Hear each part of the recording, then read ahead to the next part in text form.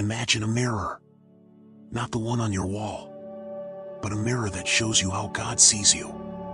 Not on your worst day, not on your best day, but right now, as you are. Most of us have never looked in that mirror, and that's why we're broken. See, the world gave you a different mirror, a cruel one. This mirror shows you every rejection, every no, every time you weren't chosen, every time you didn't measure up, your parents' disappointment. It's there. Your boss's criticism. It's in the reflection. That relationship that ended. The way they looked at you when they left. It's all there, burned into the glass. So you walk around looking at that mirror every single day. And every single day it tells you the same lie. You're not enough. You never will be. And that's just the truth. But here's what they don't tell you. That mirror is a lie. There was a man named Peter. Not a saint. Not a hero. A fisherman. And he had a moment. One moment that should have ended him. He was with the most important person he'd ever met. The person he'd given up everything to follow. And when it mattered most. When the stakes were highest. When Jesus was arrested. Peter didn't run. He didn't hide. He did something worse. He denied him. Not once. 3 times. He looked Jesus in the eye and said, "I don't know you. I've never seen you before. Stop trying to involve me in your mess." 3 times. Think about that. The shame. The regret. The weight of that betrayal. Peter walked away that night believing one thing. He was finished. Done. Used up. Disqualified. He'd failed at the moment that mattered most. And nothing could fix that. But then something happened. Jesus showed up. Not with anger. Not with "I told you so." Not even with disappointment. He showed up with breakfast. Just breakfast. Fish. Bread. Waiting on the beach. And while they were eating, Jesus turned to Peter and asked one simple question. But he asked it 3 times. Once for every denial. "Do you love me?" And Peter broke down. He couldn't believe it. He couldn't believe he was being asked to come back. He couldn't believe he was being given a second chance. And Jesus told him, "You're going to do amazing things. You're going to feed my people. You're going to change the world." Not because Peter deserved it, but because Jesus saw something in Peter that Peter couldn't see in himself. See, here's the difference between how you see yourself and how God sees you. You see your mistakes. God sees your story. You see your past failures. God sees your future potential.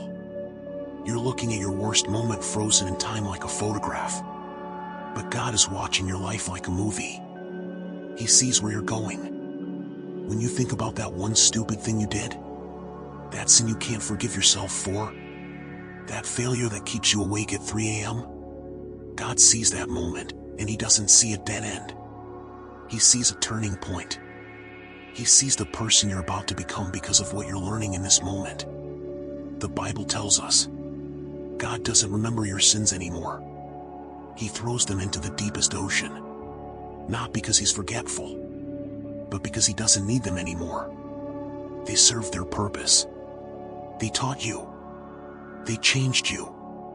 And now they're done. But you keep fishing them back out of the ocean, drying them off, and looking at them again. Enough. I'm going to say something that might hurt. You believe the lie because it's easier to believe the lie.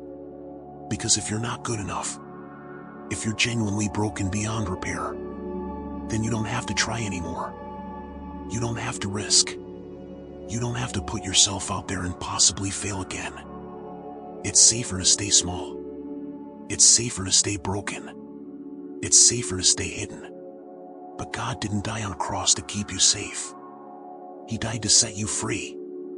Free to become. Free to grow. Free to risk being great. And you've been in prison. But the bars, they were never locked. You have a choice. You can keep looking in that cruel mirror, or you can finally look in God's mirror and see what He's been trying to show you all along. Listen to me. Your best days are not behind you. Your greatest victories are not in your past. You haven't peaked. You haven't failed so badly that you can't recover. You haven't messed up so completely that God's finished with you. God looks at your life right now and He doesn't see a finished product. He sees raw material. He sees potential. He sees a masterpiece in the making.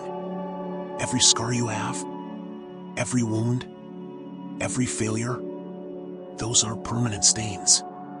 They're proof that you survived. You are still here. You are still breathing. You are still capable of becoming something extraordinary. So here's what I'm asking you to do right now. Stop looking in that broken mirror. Smash it. Break it into 1,000 pieces. And start looking at yourself the way God looks at you. Not with judgment. Not with disgust. Not with disappointment. With pride.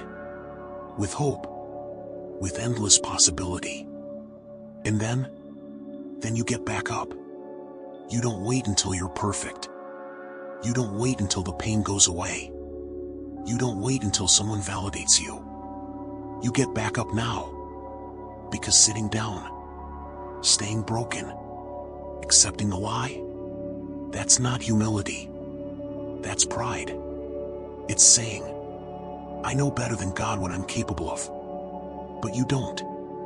God sees a warrior inside you. God sees a father or mother inside you.